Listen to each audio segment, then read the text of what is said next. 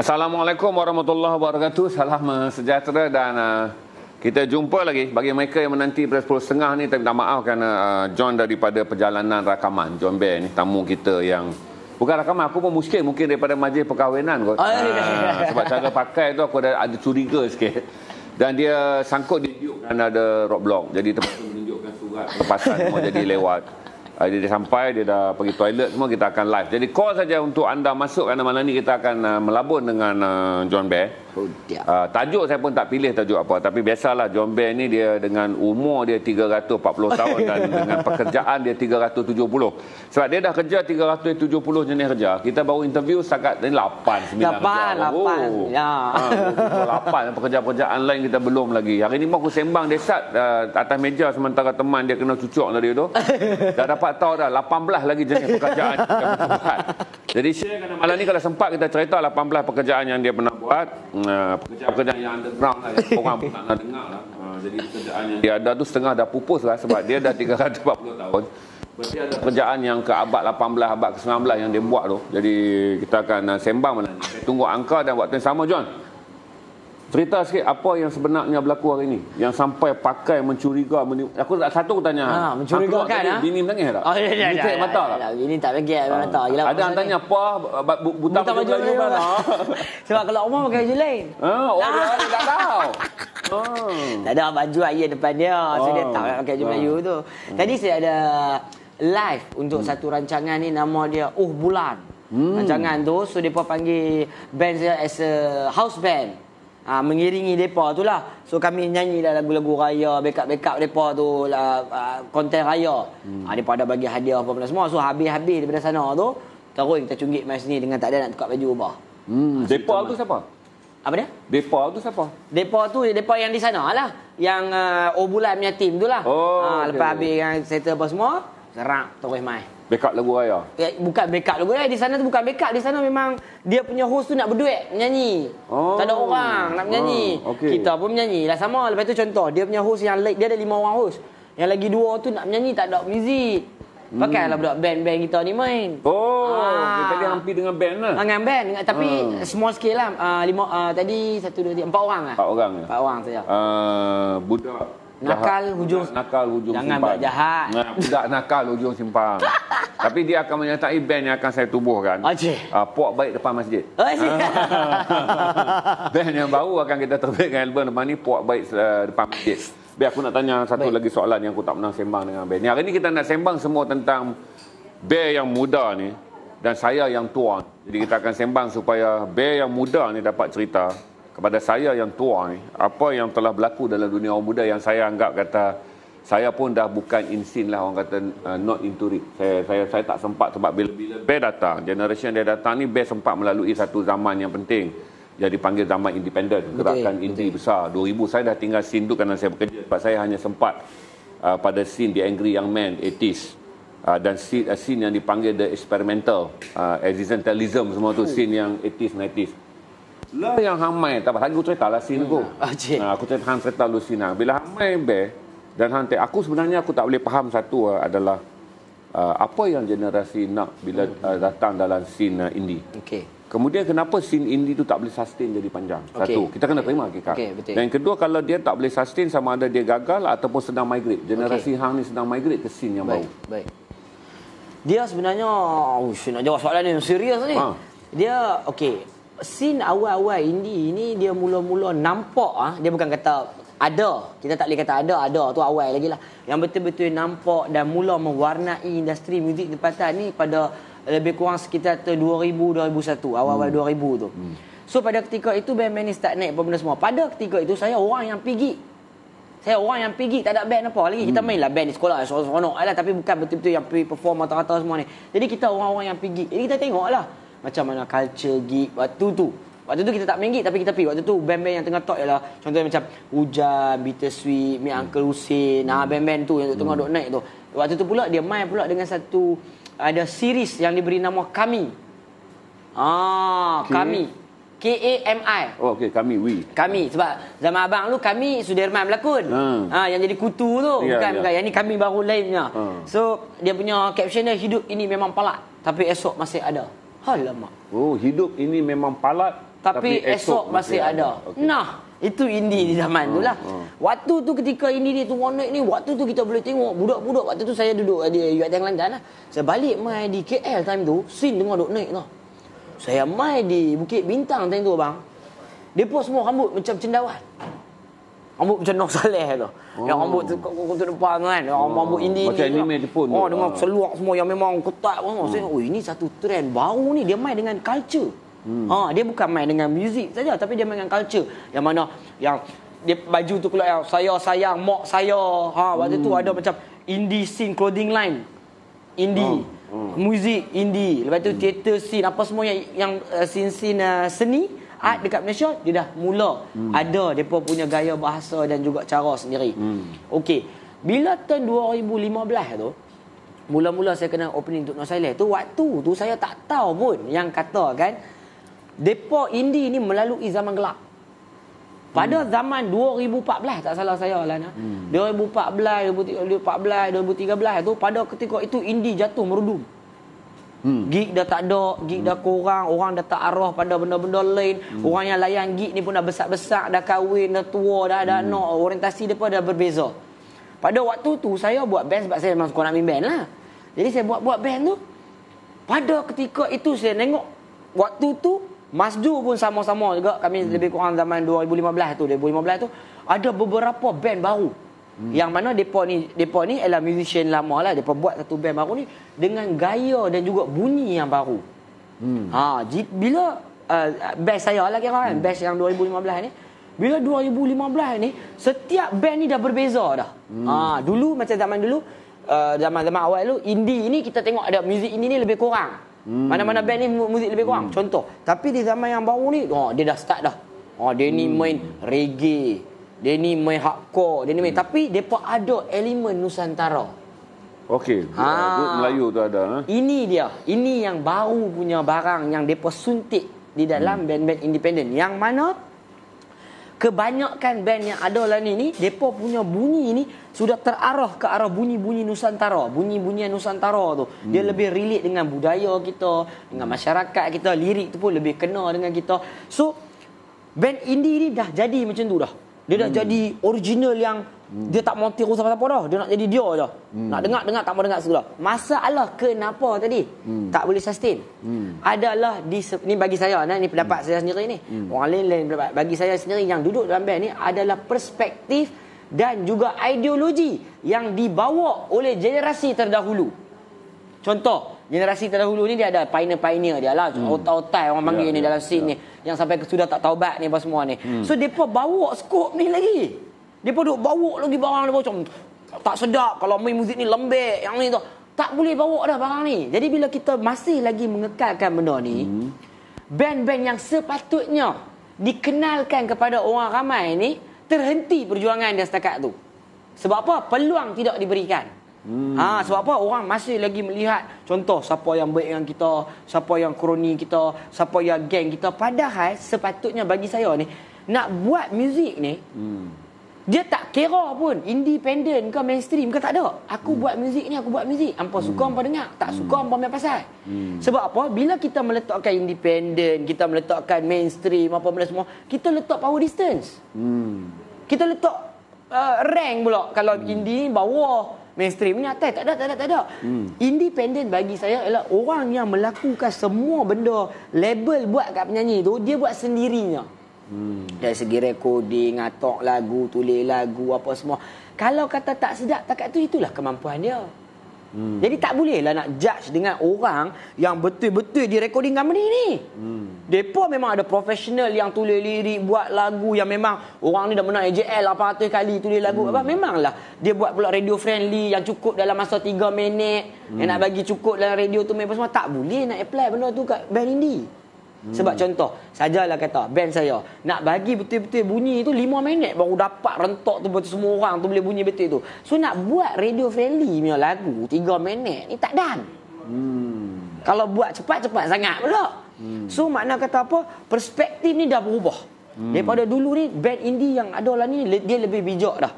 Dia dah tak peduli apa dah, dia dah tahu sebab apa lah ni ada social media. Dulu band-band indie ni susah nak bergerak sebab kena hak gig. Baru orang kenal.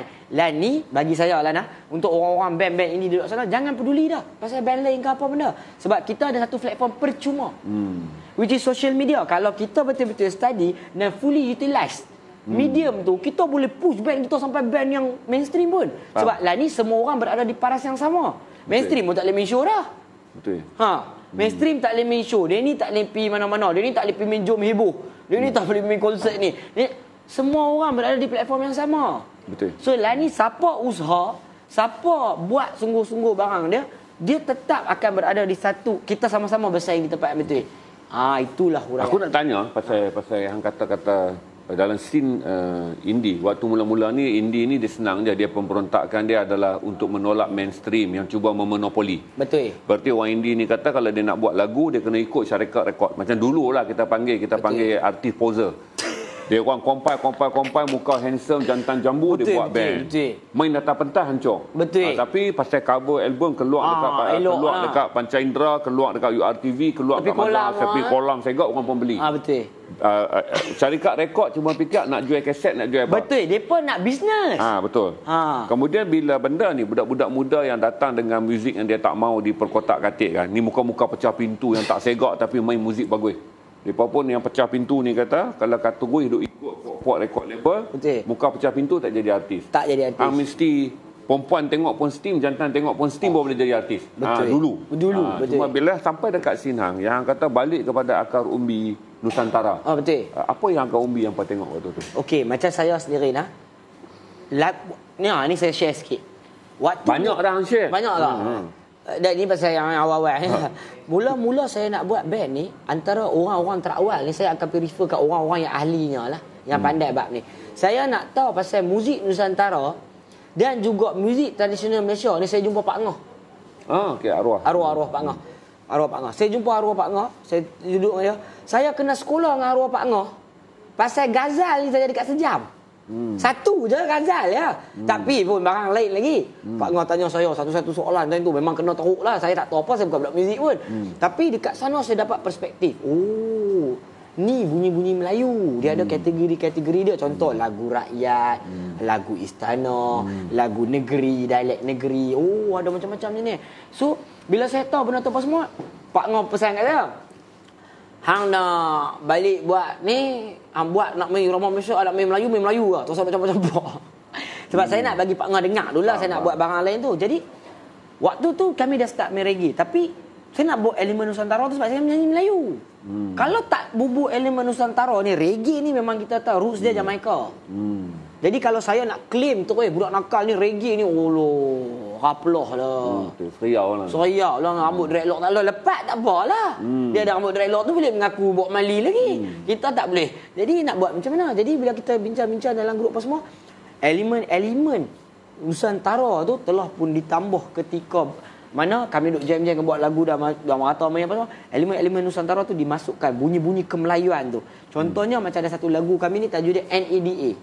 Nada. Yes, Nada. Kenapa tak sebut Nada jadi NADA? Yes, sebab dia National Anti-Drugs Association. Okey.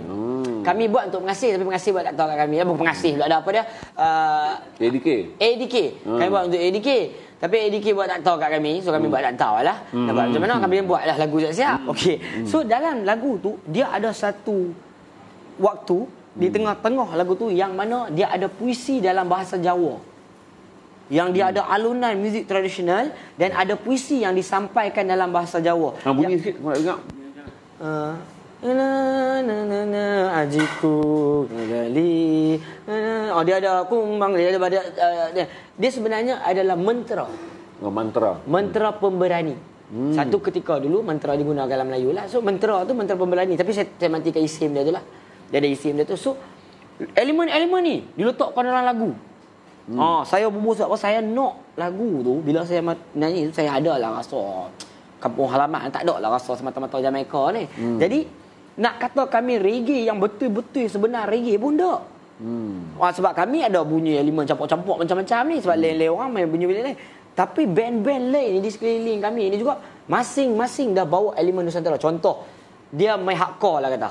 Hardcore ni rock. Tapi dia ada ting ting ting. Tiba-tiba ada bunyi bonang. Gamelan dia tu. Gamelan, ada bunyi-bunyi. Dia ada injection barang-barang ni. So bila ada elemen Nusantara ni, di tempat orang putih ni, dia pun dah habis idea dah sebenarnya. Dia pun dah habis buat dah experimental, kepala otak apa benda semua. Jadi dia pun nak bunyi baru. Jadi dia pun terarah ke arah bunyi-bunyi ni. Bunyi-bunyi ni nampak lain. Dia pun tak boleh buat, dia pun tak faham. Ini bukan barang mereka. Tapi banyak band dah nampak benda ni. So mereka dah letakkan bunyi. Contoh ada main kompang tiba-tiba tengah-tengah. Ada bunyi kompang, ada bunyi rebana.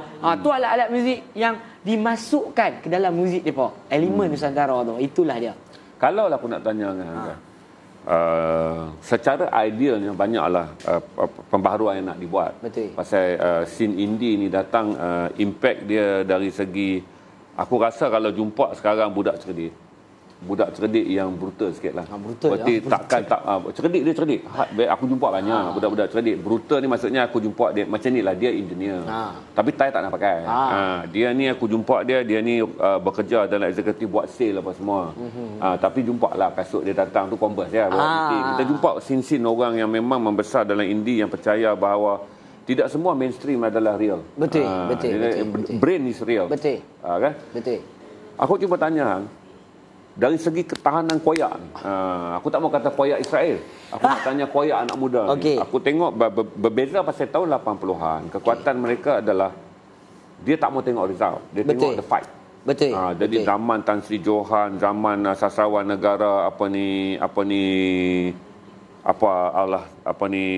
saya lupa lah, Baharudin Zainal.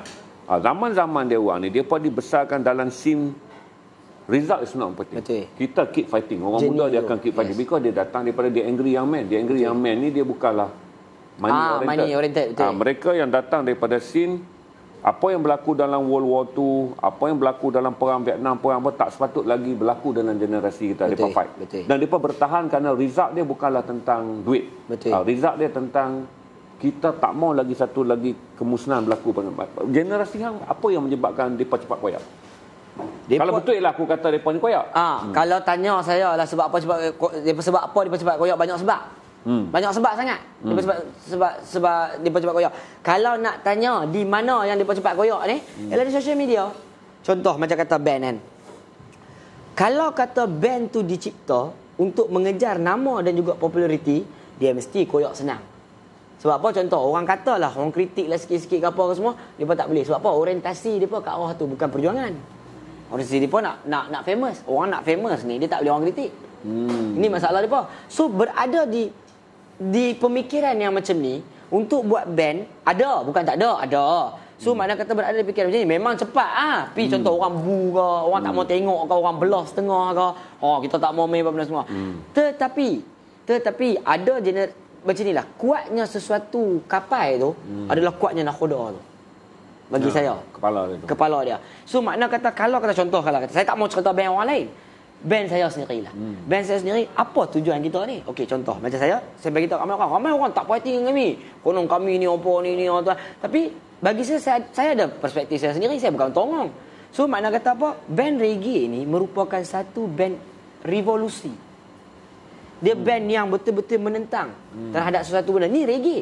Kalau kita tengok betul-betul roots reggae ni, macam kita tengok Bob Marley ni, penentangan terhadap penindasan. Betul. So love, peace, harmony yang mereka memperjuangkan. So makna kata kalau saya duduk di dalam band reggae Malaysia, tapi nak cerita pasal cinta, tak mau lawan, tak mau keras sikit, tak mau nak membetulkan segala benda yang salah ni, apa guna band reggae ni?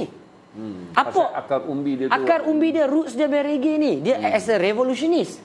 Revolutionist ni dia tak ada tempat dan selesa. Dia tak ada masa nak peduli aku nak kena sampai mainstream, tak ada. Tak ada penanda aras tu. Hampa tak mau bagi aku tempat ke, indie tak mau bagi aku tempat main ke, mainstream tak mau bagi aku tempat main, aku tetap berjuang. Aku buat lagu, tetap buat lagu. Kok mana nak sampai kat orang ni, biarlah lagu tu memilih takdir dia sendiri. So di situ kalau ada nakhoda yang memegang band tu yang berfikiran macam tu, tak orientasi, tak goyak.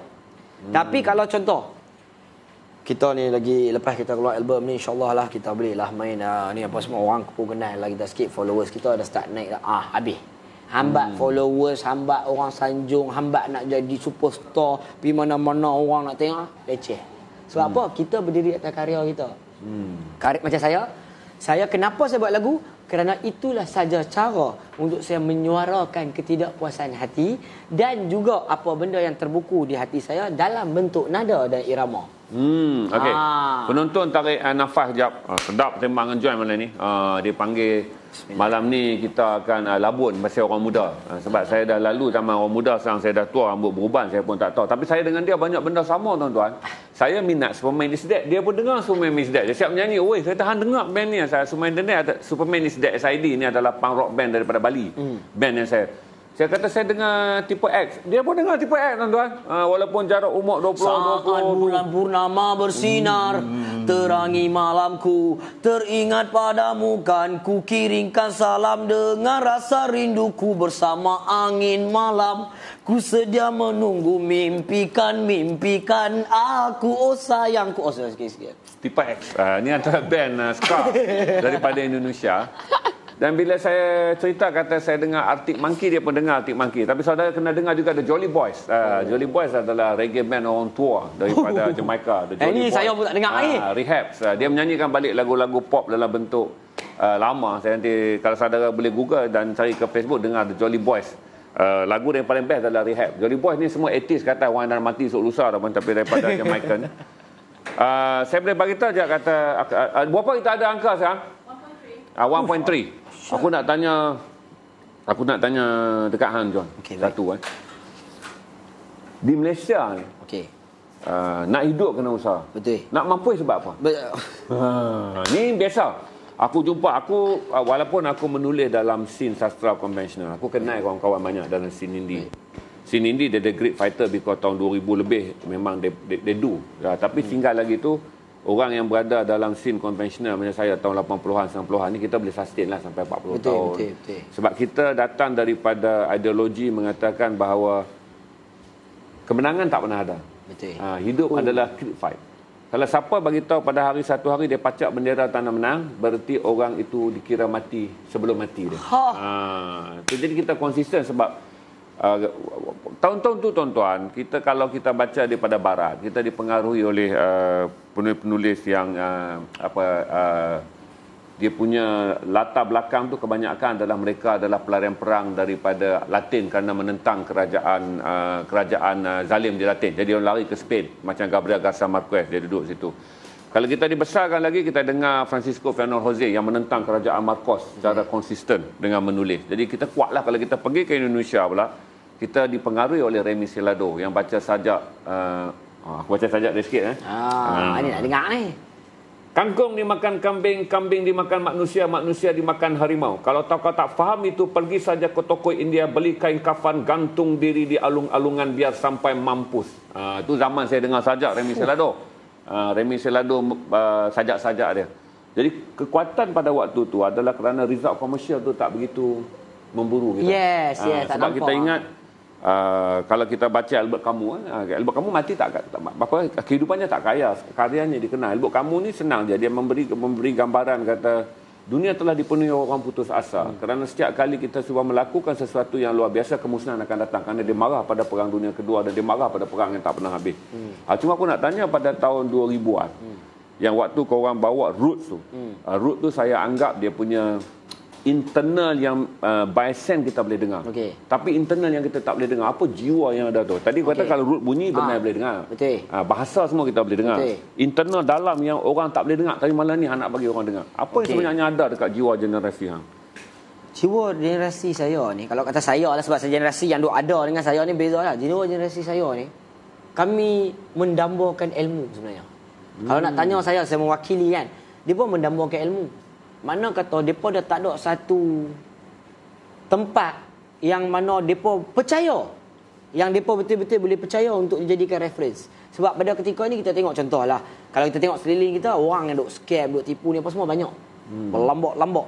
Tetapi atas semangat yang macam kita tak mau terus ditipu, kita tak mau terus ditindas, kita tak mau terus dizalimi kerana kita tidak berilmu. Jadi atas perspektif yang nak tahu lagi tu. Jadi bila nak tahu lagi tu, dia kena pergi betul dulu. Dia kalau duduk setempat macam tadi abang tanya soalan, apa benda yang boleh mematikan benda tu kan? Ialah apa, orang keliling ni. Sebab apa? Kalau orang-orang ni bagi patah tangan kita, esok lusa boleh baik bang. Tapi bagi patah semangat ni. Contoh, kita nak berjuang. Kita nak karya. Contoh, kita nampak ada orang ditindas lah apa benda. Contoh, ni lah, muzik indie ni. Muzik indie ni orang tak bagi. Tapi kita dah buat muzik sedap dah. Kita nak pi ni. Orang keliling kita tak support. Bukan kata orang yang tak tahu ni apa lagi. Orang-orang keliling kita ni, main indie apa. Dengan duit tak ada. Ni buat takau mana lah sangat nak bagi makan, nak bini macam mana main muzik lagu ni apa semua. Benda-benda ni apabila dicampur kan real life. Apabila real life ni pula dia tengok orang dah berjaya. Contoh, ambil terus Amy Search sajalah kata kan. Ambil Amy Search, lepas tu nak banding dengan orang yang main indie baru start ni, mana boleh. Sebab orang yang main indie ni bukan ke sana. Macam abang kata tadi lah, dia nak memperjuangkan rasa dia, core dalam dia ni. Aku tak berhati ni.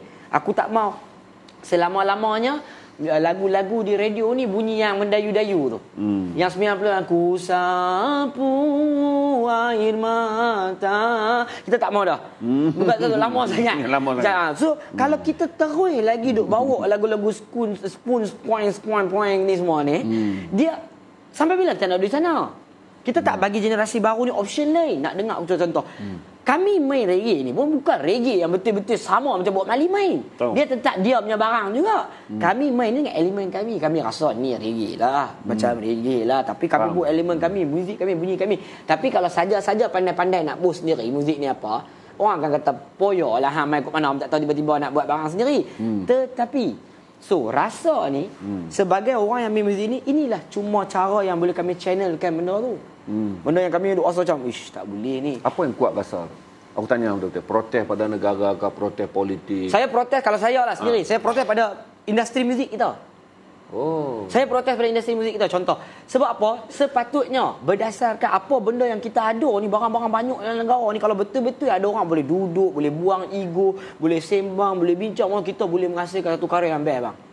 Yang mana orang, contoh saya bukan nak kata apa, kita tengok Indonesia. Indonesia dia punya band indie, saya pergi main di Bali tu, ada 38 band reggae dengan ska Indonesia. 2 band, satu dari Malaysia, satu dari US. Saya tengok semua band-band indie main di sana bang, lain depa punya cara pembawakan apa benda semua. Sebab apa? Depa pergi di sana tu bukan as a celebrity. Depa pergi sebagai seorang pejuang. Pejuang muzik. Tahu tak berhenti sekejap. Aku nak belanja. Tadi dah belanja aku. Superman is Dead. Ini lagu yang paling saya suka. Apa tajuk di Tanah Anarki? Di Tanah Anarki. Apa tajuk dia? Sumpah di Tanah Anarki. Yes. Okey, di Superman is Dead. Ni saya tak sangka dia dengar. Kerana ini adalah band Bali yang paling saya suka. Dari segi muziknya yang raw, dari segi konsep perjuangannya, dari segi yang saya anggap sebagai Iwan Fals, generasi baru. Betul ya. Iwan Fals main dalam muzik folk, tapi Superman is Dead bermain dalam muzik punk rock. Kau belanja sikit bagi dia orang dengar, lepas tu kita cerita yang sama-sama. Andai ku malaikat, ku potong sayapku dan rasakan pedih di dunia bersamamu. Perang kan berakhir, kita kan itu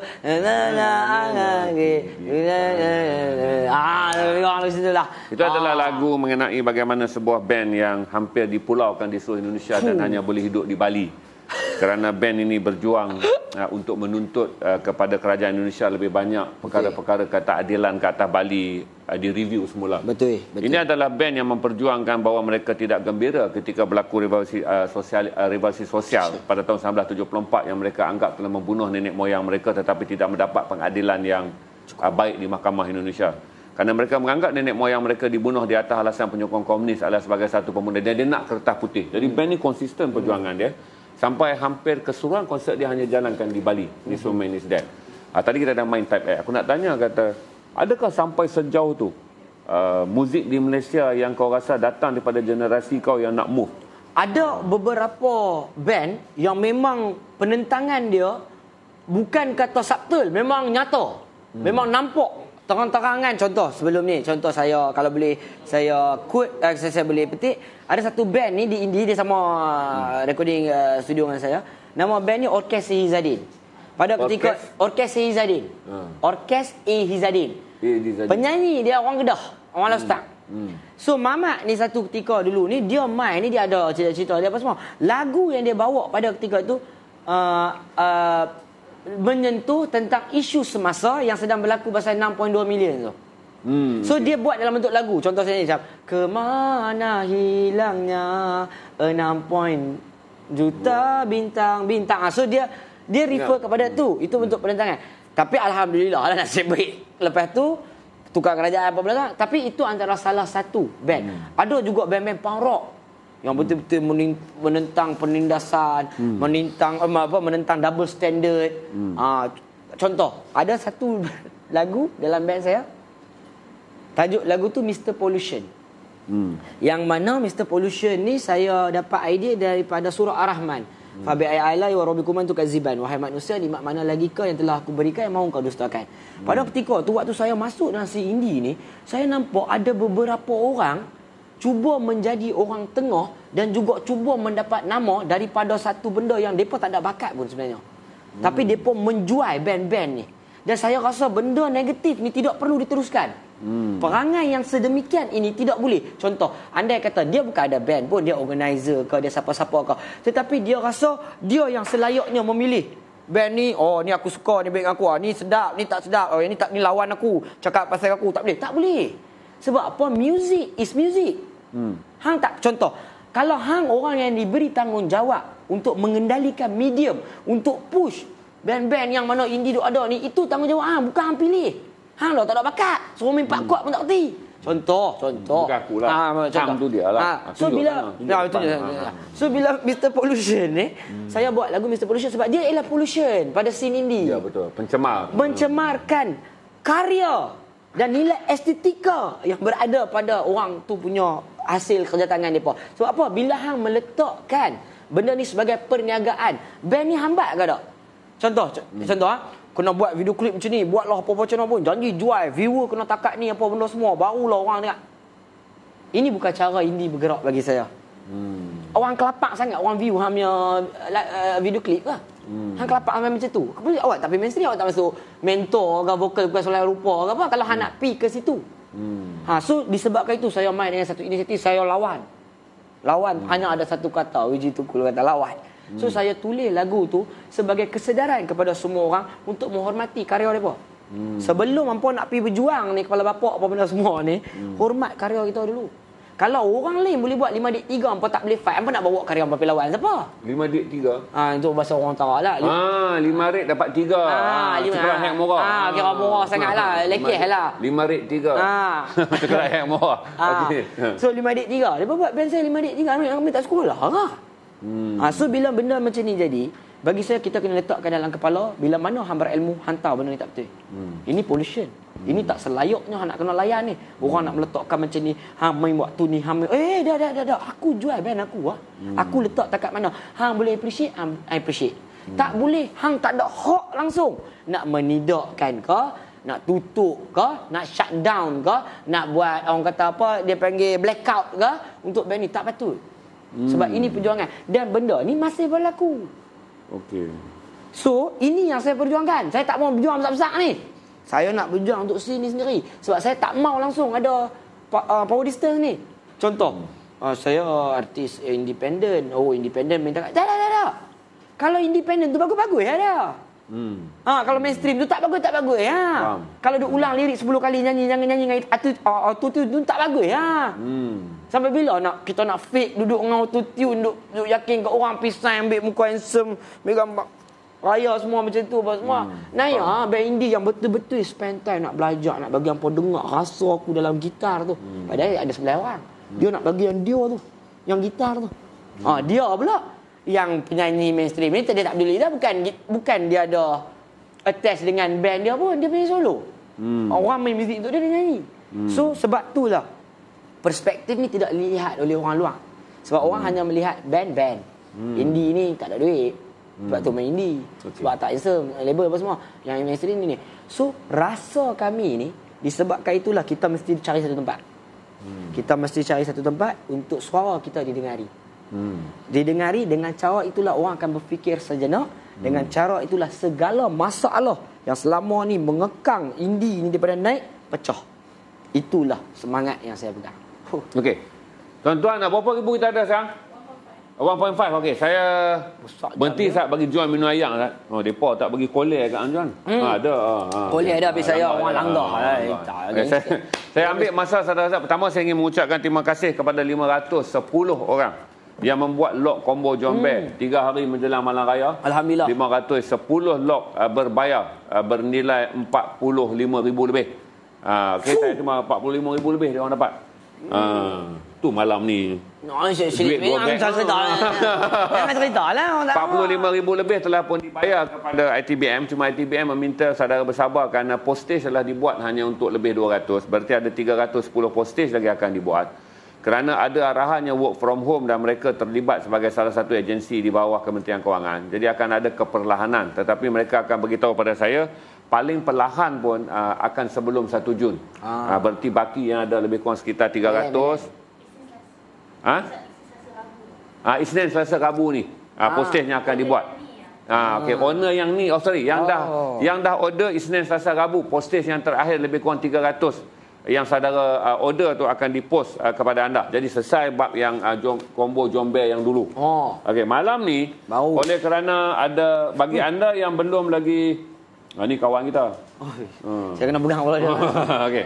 Bagi anda yang malam ni anda ada dua pilihan, iaitu sekiranya anda macam malam tu anda tak sempat nak log combo Palestin ni, di mana saya kata kalau kita nak faham tentang Palestin, buku yang pertama mesti kita kena faham adalah ini. Kerana ini tadi panjang saya cerita pasal Jimmy Carter, bagaimana Jimmy Carter menjadi playmaker untuk membolehkan Jordan mengiktiraf kewujudan Israel pada tahun 74, dan Jimmy Carter juga memainkan peranan bagi membolehkan Mesir mengiktiraf kewujudan Israel, dan seterusnya membawa kepada roadmap to peace, iaitu arah pembukaan dua buah negara merdeka, Israel dan juga Palestin merdeka, yang kemudiannya mencetuskan krisis yang luar biasa di mana Israel terbelah dua di kalangan politiknya, Palestin juga terbelah dua di kalangan politiknya, di mana di Israel itulah punca, lelaki inilah yang menjadi punca di belakang scene berpecahnya parti buruh dan kemudian wujudnya parti Likud di dalam politik Israel, dan dia juga menjadi yang mencetuskan scene berpecahnya dua gerakan PLO, iaitu parti Fatah yang dipimpin oleh Yasir Arafat, Hamas yang dipimpin oleh Allahyarham Syekh Ahmad Yassin. Jadi baca buku ni untuk saudara tambah pengetahuan saudara siapakah Jimmy Carter ni. Okey, combo ni masih ada, ramai orang dah lock dah combo ni. Kalau nak malam ni kita masih bagi.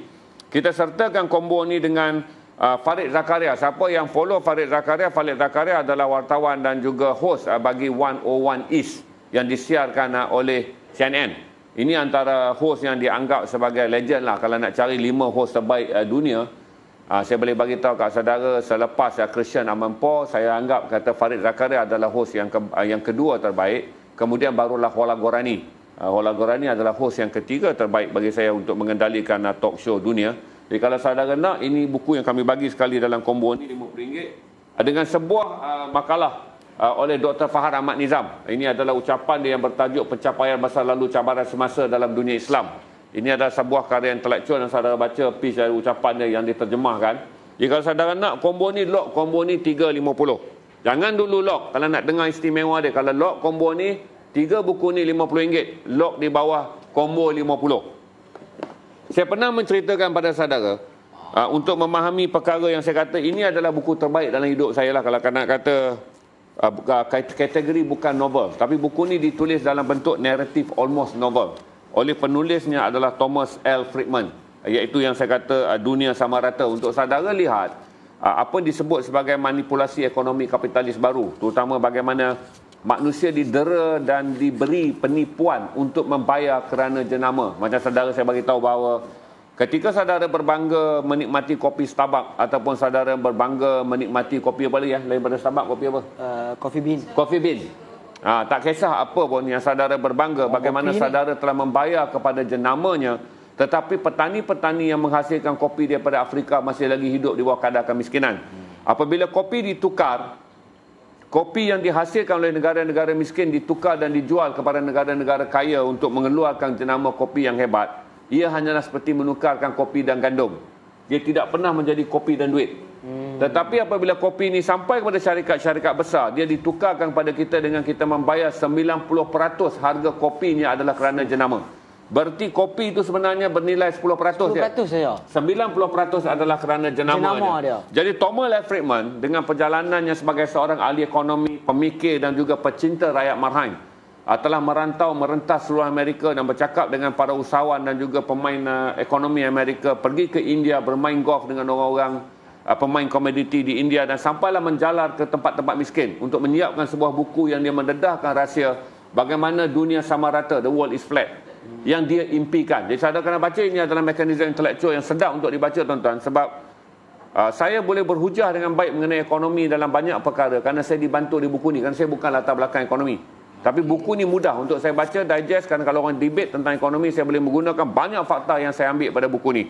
Apabila buku ni menjadi box office dalam Inggerisnya, iaitu The World is Flat, dan diterjemah ke dalam dunia sama rata, dia mula menulis buku yang kedua, iaitu Panas Sesak dan Rata. Ini mengenai lebih kepada alam sekitar, bagaimana manipulasi, bagaimana penyerangan manusia kepada alam sekitar yang dirancang dan menjadi agenda. Saudara boleh baca sambungannya. Dua buku ni dijual dengan harga 70. Kalau saudara nak lot combo tu, saudara lot combo Palestin. Kalau nak buku ni, lot combo dunia. Tapi kalau saudara lot combo ni, dia jadi 100 je. Berarti lot AB. Okey. Jadi saudara akan dapat 5 buku ni dengan harga 100. Saya lancarkan combo ni untuk saudara lot sekarang. Lot combo Palestin RM50. Lot combo dunia. Kalau saya sebut Thomas L. Friedman, lambat saudara nak lot combo dunia. Ataupun lock saja combo ni. Lock kalau tulis je 100 tahu dah saudara lock yang ni. Jadi lock 50, lock 70 ataupun lock 100. Daripada situ kami tahu saudara nak apa Lock 50 berarti lock combo Palestin, lock 70 berarti lock combo Thomas L. Friedman, lock 100 berarti lock double combo. Okey. Dia datang dengan box. Dia main dengan box dia ni. Dia ada box dia, mari kita tunjuk dia. Ini buka dak ini. Oh tak buka. Boleh buka. Boleh buka. Boleh buka. Mari kita buka. Rani depa bantah John nak buka. Depa panggil John suruh berniaga tak pergi buka. Allahu Rabbi. Okey. Dia akan didatangkan dengan box ni lah. Box ni sebab apa kita nak bagi tahu kat anda sikit lah. Abang dah cerita dah buku cantik, sebab saya bagi tahu kat abang ni, semua buku yang ada ni, satu yang ada ni saya tak biasa baca. Tak apa, lepas ni biasakan. Sebab apa dah? Ekonomi ni sekejap kita repeat. Tapi kita tuang sebab tu sebab kita repeat tu kita. Jadi kita nak bagi tahu kat anda, dia main dalam box ni. Apa yang menariknya box ni? Minggu lepas saya duk fikir kenapa lah box ni tak ada waktu saya kecil-kecil bang. Sebab untuk kawan-kawan kita yang suka baca, box ni lah hadiah yang terbaik. Betul. Sebab apa? Satu, dia tak kalut. Sebab ilmu ni, bagi saya lah, buku ni, dia tak penting. Ni pasal aku nak labun lama, apa boleh buat ayak nak kopi aku dengan John.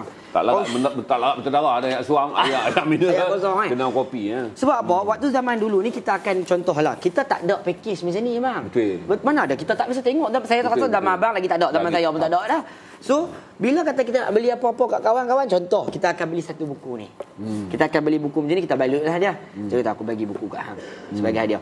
Tapi bila mana ada saja inisiatif yang macam ni, ada combo yang pada ketika ini, masa ITBM ini setelah sekian lama, baru inisiatif ini muncul pada ketika ini. Sehingga membolehkan menjual, sehingga sebelum ni tak boleh dijual pun.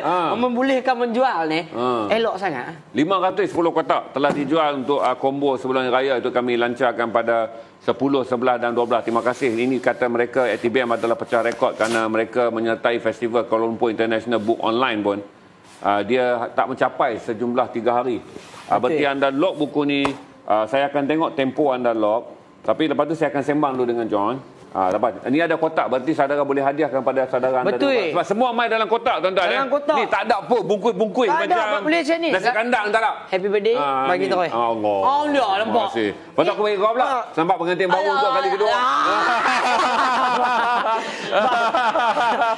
Dah bawa macam ni. Hantaran. Hantaran buku. Ya Allah. Hantaran. Betul juga. Hantaran lah. Kita boleh buat hantaran. Okey. Barulah nampak kita punya bakal laki zaman tu. berubah. Nampaklah tu duk hantar tolak ke mak itik lagi. Bila tolak ke mak itik? Duk tak buah hepon. Tak buah hepon, buah lay. Jadi kipas. Habis dah. Tak buku. Okey. Tapi saya beritahu pada saudara, kata saya membaca Thomas L. Friedman ni bukan mudah pasal ini adalah buku baru. Maksudnya saya jumpa buku ni saya rasa dalam tahun 2012, 2013. Dan dia adalah bacaan selalu yang saya baca kerana berat tak bang? Tak berat. Dia sangat simple. Dia cerita ayat dia mudah aja. Dia berjalan dan kemudiannya dia pergi duduk di kafe dan dia melihat bagaimana satu hari dia kata kafe itu orang berbaris kan. Okey, dia pun minum kopi. Dia cerita Starbucks. Dan dia kata kerana kafe itu orang baris ramai, maka sebelah tu franchise dibuka lagi. Bila franchise buka, kos jadi double. Dia kata semalam tu dia minum kopi $2, esok dia kena bayar $2.7. Jadi naik 7 rupang lah duit Amerika. Dia kata 70% tu orang kena bayar adalah untuk menampung kos kerana gilanya orang pada Starbucks, bukan pada kopi. Faham. Dan dia kata duit yang kita sumbangkan kepada Starbucks tu tidak akan meningkatkan harga kopi yang Starbucks akan bayar kepada untuk petani kopi miskin. Jadi dia kata anda membayar kepada kapitalis, tapi kapitalis tidak pernah membayar lebihan harga. Walaupun kopi itu jual RM2.7, kata dia ekonomi itu pergi kepada brand. Kerana ada branch, ada meja, ada apa. Jadi kata dia ekonomi moden tidak amatkan petani miskin. Jadi dia marah. Walaupun kopi telah mencipta trend di dunia, sepatutnya boleh menghakis kemiskinan kekal di Afrika. Kerana pengeluaran kopi. Tapi kopi itu kita bayar tidak turun titik dia kepada hasil peluh kepada petani. Macam beras lah. Orang tengah. Nasi ni apa semua. Petani duduk macam tu je. Petani duduk rumah tu lah. Sama. Duduk macam tu je.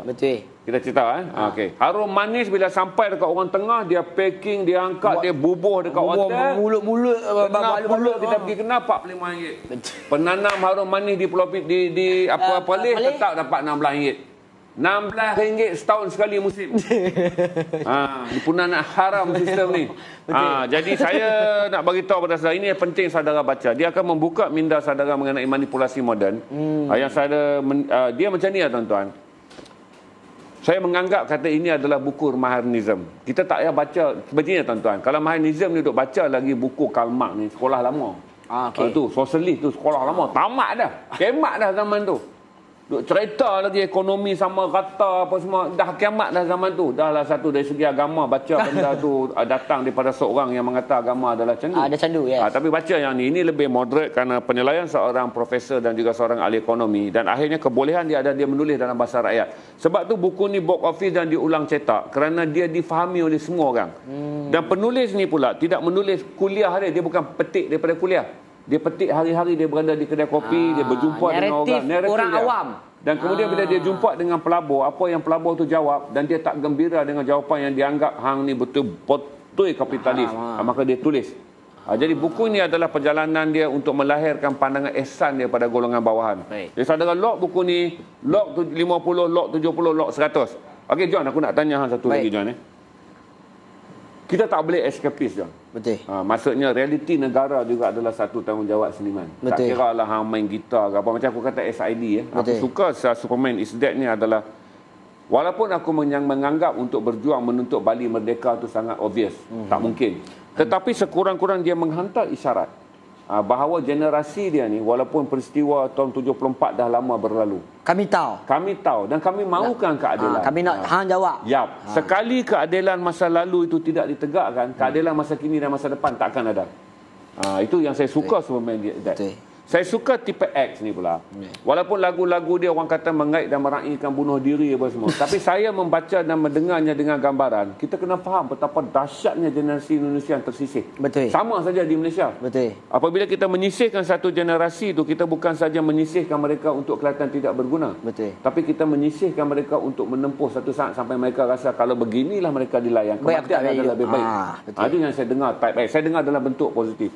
Sama juga bila saya dengar Jolly Boys. Walaupun orang tua-tua, saya dengar balik muzik reggae yang dimainkan oleh generasi tua. Jolly Boys ni tua betul, 80. Aku rasa paling muda pun 80. Kau kena dengar Jolly Boys ni. Jolly Boys. Dia adalah band daripada Jamaican. Main reggae dengan alat-alat muzik kampung. Tapi lagu mereka box office. Jolly Boys. Siapa dah dengar Jolly Boys, ambil dekat YouTube, dengar Rehab. Itu adalah Jolly Boys yang paling best. Dan kemudian aku nak tanya dengan kau. Pernah tak kau merasa dengan segala haru biru yang kita alami di Malaysia ni, mempengaruhi muzik kau melalui lirik? Pasal kau tulis lirik. Kau rasa tak haru biru duduk di Malaysia? Aku ni dah tua pun, duduk pakai biru ni sebab dia haru. Kalau tidak memang nak tukar pakai koko apa semua, tapi perkataan koko tak kenal. Jadi aku duduk pakai biru ni sebab nak menggambarkan haru depannya tu. Okey. Sangat. Sebagai seorang penulis bagi saya rasa ramai orang menulis. Abang sendiri pun menulis. benda yang paling mempengaruhi penulisan kita adalah surrounding kita. Apa yang tengah berlaku di mata kita. Contoh, macam sorry to say, pada ketika ini kita merasakan tekanan. Sebagai orang yang berada di bawah ni, kita merasakan tekanan. Contoh, kehidupan tak sama macam dulu. Contoh, saya bagi benda kecil lah. Kalau sebelum ni saya boleh menyanyi, tak payah pakai mask. Tak payah pakai mask. Lah ni menyanyi kena pakai mask. Dah lah indie dah. Nak menyanyi pakai mask ni pula lagi. Nak kena ambil masa lagi apa benda semua. Benda ni serabut. Terlalu serabut. Bang kata tak tarik nafas kan? Tak boleh tarik nafas. Itu bila dia bagi tahu bang, dia menyanyi lagu nak duduk rekam, saya nak tarik nafasnya nah. Saya kata tak apa ni John, aku akan buat kelas vokal tarik nafas melalui telinga. Pasal telinga tak payah pakai mask. Tarik nafas melalui telinga pun menyanyi. Sebab aku ada ambil kelas vokal tu dulu. Ambil kot telinga tu Tabang tulis tadi. Okay. So bila benda macam ni jadi, apa yang kita nampak di mata kita, di sekeliling kita, contoh, kalau kita into social media pula, kita baca orang ni luahkan pendapat dia ni luahkan pendapat dia. Makna kata dalam 10 orang ni 9 orang tak berpuas hati dengan kehidupan. Yang kalau kita yang kita baca. So di keliling kita ni, ini yang kita nampak ni. Orang ni tak ada kerja, orang ni tak boleh, anak tak boleh pergi sekolah, anak ini macam ni, mak bapak ada mak yang kena berhenti kerja, ada kena work from home pula, mana anak duk kacau bertojai apa semua, lompat apa semua, tak boleh nak buat kerja. Lepas tu contoh budak-budak nak belajar pula di sekolah, internet pula, rumah tak ada. Lepas tu nak kena ada 3 orang adik-adik. Yang ni semua masalah bang. So masalah ni telah memberikan saya rasa yang saya rasa semua orang ada rasa ni. Cuma beza dia, saya menyalurkan rasa saya tu ke dalam lirik. So, dan juga pantun. Sebab saya tulis pantun. Selain pada saya tulis lirik, saya tulis pantun. Kau main pantun Tak pandai. Tak pandai lah. Tapi saya suka tulis pantun. Sebab saya rasa... Sebab suka pantun. Kenapa saya tulis pantun? Apa benda yang saya tak puas hati tu, kenapa saya tulis dalam bentuk pantun? Kerana bagi saya, di situlah letaknya kebijaksanaan seorang Melayu. Yang mana hang dapat simpulkan segala ketidakpuasan hang di atas bahasa yang indah, di atas 4 rangkap. Baca serangkapnya? Tak apalah saja. Aku pantun verbal tak pandai, menyusunnya dalam tulisan aku pandai. Saya pun tulis dalam tulisan juga. Tapi sebab apa saya kata kat abang itu, sebab bila rasa marah tu timbul dalam kepala saya tahu kepala orang lain, rasa marah tu akan main dalam bentuk bila-bila perkataan dalam pantun. So saya akan cepat-cepat tulis dekat Twitter saya lah, sebab saya ada Twitter. Okay. Saya akan tulis. Beritahu kalau orang nak tengok pantun, nak follow Twitter apa? Hashtag saya ada hashtag saya. Lama dah saya buat hashtag tu. Salam si empu 420. Salam si empu 420. Okey, tu hang punya Twitter. Tu saya punya. Ini saya punya hashtag. Yang, kalau cari hashtag tu jumpa semua pantun saya. Salam si empu 420. Rapat semua. So, Salam si empu 420, hashtag dia boleh jumpa semua pantun-pantun dia. Betul. So di pantun-pantun yang saya tulis ni, kalau cari ni, semua adalah tentang apa yang sedang berlaku di negara kita. Contoh, apa yang tengah berlaku. Contoh yang paling latest ialah yang mana bila vaccination sampai, yang mana ada setengah orang menganggap atau dah start dah mula ada pemandangan atau perspektif yang lain terhadap orang yang belum vaksin. Saya nampak di surround saya ni macam orang-orang yang vaksin ni pula kena bagi tahu kat semua orang apa semua. Dia ada new culture. So saya nampak benda ni di mata saya, dengan ada orang yang contoh dia apply tapi tak dapat, dia lagi perlu. Ada orang kata dia tempat dia lagi high risk pasal apa dia tak dapat. Ada orang pula yang dia tak mau tapi dia kena paksa buat. So benda ni adalah satu benda baru. Saya duk nampak di mata saya ni. Saya tulis bentuk pantun. Ketidakpuasan hati saya. Contoh saya rasa macam betul hang memang buat benda ni, tapi ada orang ada perspektif lain, kena hormat. Ada orang ada thoughts dia lain, ada orang cara fikir dia lain. So saya tulis dalam bentuk pantun bang, pantun dan juga lirik. Kesemua, kalau abang tanya saya, kesemua lirik-lirik saya berkaitan dengan peristiwa yang pernah berlaku dalam hidup saya. Contoh NADA ke, bukan pelabuhanmu ke, ada lagu-lagu dalam album saya tu, adalah semua benda yang relate dengan hidup saya. So bila saya menyanyi satu lirik yang relate dengan hidup saya betul-betul boleh sampaikan benda tu. Contoh, satu ketika ni saya ada markah. Markah kopi sampai cantik. Betul, nak lama. Saya suka satu markah. Markah ni dia gunakan saya sebagai pelabuhan ya. Markah hang ni? Bukan markah saya lah. Main dulu lah, waktu tengah bangang dulu tu. Faham. So kena tipu dengan perempuan tu biasa, sebab tak handsome. Itu biasa. Abang handsome tak apa. Perempuan nak tipu pun abang boleh clap orang lain. Kita adalah ada hak tu lah. Hak tu tipu dia pula. Dia berkata hang kena tipu sampai level macam mana? Aku tak boleh bercakap 2 bulan. Nyari orang kata bisu. Kira. Aku lagi teruk. Teruk tu. Tak menyawa 2 bulan. Kalau katalah ada ventilator, orang jolok ada ventilator, rawatan tu bukan COVID, dia tulis itu putus cinta dekat ujung kaki. Abang pernah lalui benda tu? Saya pernah lalui. Aku lagi buruk masa muda. So pada ketika itu perempuan ni duk gunakan saya ni. Saya suka dia. Contoh, saya suka dia. Tapi saya ni ibarat pelabuhan dalam hidup dia. Bila dia tak ada siapa-siapa dia suka, dia tak dapat boyfriend yang macam mana dia mau tu, dia akan keluar dengan saya. Main merenyeh dengan saya lah, main merenyeh, main keluar tengok wayang apa, main kapuk apa semua, gomel-gomel apa semua. Tapi bila hang tiba-tiba hang jumpa satu orang yang rasa inilah jodoh apa, hang belah tinggal aku buat tak tahu kat aku. So saya tak puas hati lah. Apa yang aku teruk sangat ke? Tahun kejadian tahun bila tu? Adalah tahun 2000, habis-habis belajar degree 2003, 2004, 2005. So bila kanyang je tu. Kanyang abang. Kita banyak sebab tu kena tipu lah. Ni tengok tipu lagi 4 orang lagi. So bila waktu kita, sebab kita suka perempuan ni gila-gila kan. So bila kita suka ni, orang buat macam ni, kita tahu. Bukan kita tak tahu. Takkan kita tak tahu orang ni buat lebih kurang kat kita. Tapi kita nak bagi tahu tak boleh. Sebab apa, kita sayang orang ni, tak kira orang tu belah. Ni rasa yang anak muda bangang yang tidak berilmu tadi ni. Nangoi ni. Duk kanyak. Kena tipu sajalah. So bila macam tu, saya nak luahkan dalam diri. Luahkan, aku nak bagi tahu kat perempuan tu, aku bukan pelabuhan hang, aku bukan pelabuhan hang, aku bukan peraduan hang. Aku bukan peraduan. Kalau peraduan ni, kalau hang masuk-masuk ni, kalau menang tu menang lah. Kalau tak menang tak apa. Aku bukan peraduan. Aku kalau hang nak betul-betul mau aku lah. Jangan guna aku main singgah sat bobo ambil apa lebih kurang belah. Tak boleh. So bila saya menyanyikan lagu tu, saya akan ingat momen tu. Sakit yang saya dibuat satu ketika dulu, macam orang tak hargai saya gila-gila tu. Bila saya menyanyi tu, saya tutupkan mata saya. Pedor perasaan tu. Bila pedor, macam saya selamat bila pedor tu, baru dia main rasa tu abang. Barulah benda tu disampaikan melalui rasa, bukan teknik dah.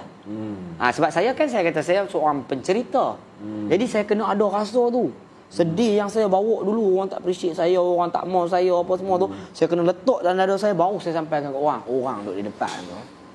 Serak. Hang duk teriak lagi pasal tahun 2004 tu. Saya tak teriak lah. Cuma ni tak kawan dah kahwin, ada anak apa semua dah. Cuma kita ni lah ni. Cuma bila nak bawa lagu tu, teringat lah. Teringat sebab apa? Bukan teringat pasal sedih. Teringat ini adalah satu kebodohan yang hang pernah lalui. Ya, betul. Tak salah dia tak pun. Tak salah dia pun. Saya tak kata. Ni baru betul yang aku tunjuk sini. Yes. Bukan salah dia, tapi hang bodoh. Betul. Salah saya. Sebab saya meletakkan kepercayaan, sayang, apa semua di atas satu manusia. Mana boleh. Saya hamba. Tak selayaknya saya ada benda yang mau sampai macam ni sekali. Takdir Tuhan lah. Dulu kita bangang. So kita rasa, inilah terbaik untuk kita. Kita mau rambut macam ni, badan macam ni, pakai baju macam ni. Terus sekak betul dia, lawa betul dia. Elok, tuan elok. Terus siapa? Dia muka anak mami ni. Orang Penang ke? Bukan orang Penang, tapi ada campur-campur dah. Orang Nostak. Benda mah. So, elok tuan. Kita suka bang, masalahnya daripada jadi 3. Daripada jadi 3, kita suka Minah ni. Semua kau sekolah hang. Saya pindah daripada Penang tu, main di sekolah Rawang ni lah. Masuk-masuk dia pun baru pindah sekolah jadi 3. Jadi kita suka tu daripada jadi 3 tu. Masuk first day degree, jumpa satu kelas dengan kita. Rasa macam Allah atuk jodoh dah. Itulah saya ada ingat dia dah lalu. Saya ada imagine ni. Dah imagine slide waktu kahwin tu. 9 tahun lepas tu umur 18 jumpa pula. Kalau ni gambar dia 3. Saya ada imagine dah slide waktu wedding tu. Waktu jumpa tu. Slide bayar wedding dah dah 3 kali. Dah 3 kumpul tiket. Allah atuk jodoh. Upah mai bala. Mai bala ajak muka hang. Pasal apa? Hang tak bersedia. Hang tak tahu apa amal hidup hang sebenarnya. Hang kena tahu dulu apa kelebihan hang, apa kurang hang sebelum hang nak sayang orang. Agak-agak dia tengok live ni. Dia tak tengok, tak apalah. Lagi bagus. Lelaki dia betul jai. Hang kau ni. So makna kata, itu adalah kisah pengalaman hidup saya. Kita bukan nak tunjukkan individu apa. Tapi apa yang saya nak kongsikan di sini, apabila kita berputus asa terlalu cepat. Contoh saya beritahu kat abang. Abang kata abang pernah lalui benda teruk tu.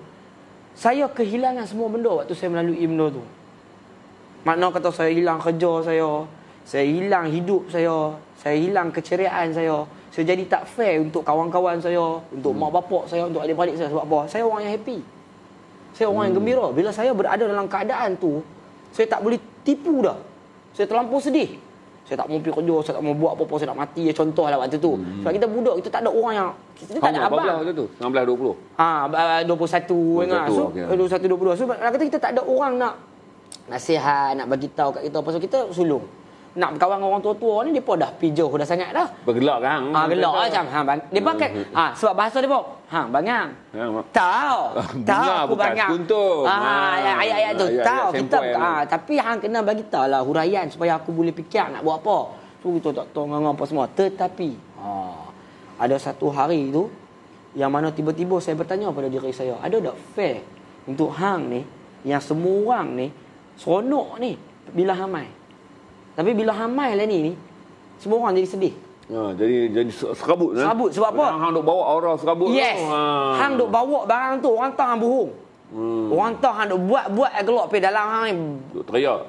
Jahanam ni. Wah. Habis barang ramai tu, saya tak mau jumpa orang. Jahanam hidup. Tapi sebab itulah bila saya tanya balik kat diri saya soalan tu, daripada situlah saya bangun balik dan tanpa saya menulis ke belakang lagi. Tuan-tuan, apa kenapa saya tepuk Bear? Kerana John Bear dan band yang sedang menyiapkan album baru dia, 8 lagu. Saya sedang memujuk dia untuk launch di garasi untuk lock CD dia. Bismillah. Kalau okey, print dia semua okey, saudara kami harap dapatlah jadi eksklusif. Kami tak ambil komisen apa semua pun. Lock je kami nak sekurang-kurangnya kerana ada hubungan kerap ni Bear boleh lock kepada boleh release first time. Betul. Jadi panggil sebagai digital platform dengan menggunakan live streaming lock. Betul. Saudara boleh lock sebab 8 lagu kata dia dah hampir siap dan kemungkinan Julai dia akan launch kalau keadaan PKP tak berakhir apa semua ni, dia terpaksa menggunakan stream. InsyaAllah kita doakan album yang John Bear dan Budak Nakal Hujung Simpang akan buat tu 8 lagu. Saudara doakan supaya prosesnya semua selesai ini dan dia boleh release dan Jun saudara boleh lock. Saya percaya kalau mai garasi 500 lock John. Malam ni berapa ribu orang dah ni? 1.4. Saya ada soalan. Sebab abang yang duk tanya saya. Sebab abang selalu duduk seorang-seorang. Ni saya nak tanya soalan kat abang. Okey. Soalan saya. Perspektif abang terhadap muzik Malaysia pada ketika ini lah ni macam abang tengok kan band-band indie ni, walaupun abang tak follow tapi abang nampak lah ada macam-macam duk main apa semua. Dengan zaman abang yang dulu ni, adakah social media ni telah mengubah tu perspektif muzik ni?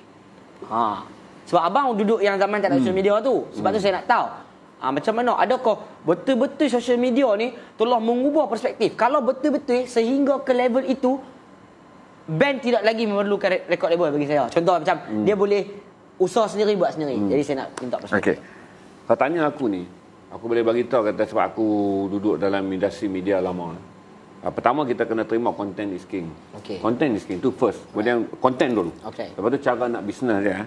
Bila kita bawa barang baik ni John, dekat mana pun orang cari. Betul. Itu yang saya bagi tahu kata salah satu adalah menjadi masalah kalau seniman bekerja dengan businessman.